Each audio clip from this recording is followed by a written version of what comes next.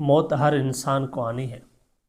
اللہ ہم سب کو ایمان والی موت عطا فرمائے۔ تو جب انسان فوت ہو جاتا ہے تو اس کی میت کو جب قبر کی طرف لے جایا جاتا ہے تو اس کے ساتھ کتنی چیزیں جاتی ہیں جانتے ہیں آپ؟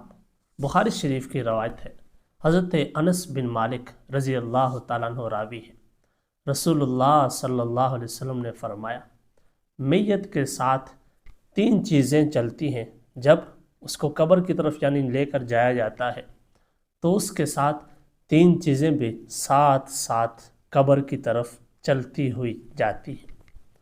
اس کے ساتھ آقا کریم نے فرمایا گھر والے اور اس کا مال یہ بھی جاتا ہے اور اس کا عمل بھی چلتا ہے۔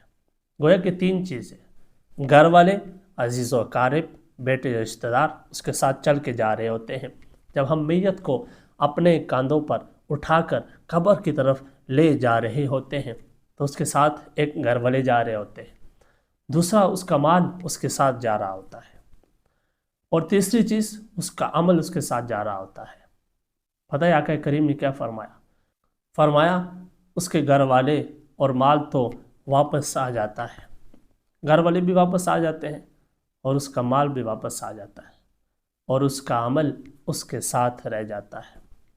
جو اس نے عمل کیا ہوتا ہے دنیا میں، جتنے نیک کام کیے ہوتے ہیں اور جتنے برے عمل کیے ہوتے ہیں وہ اس کے ساتھ رہ جاتے ہیں۔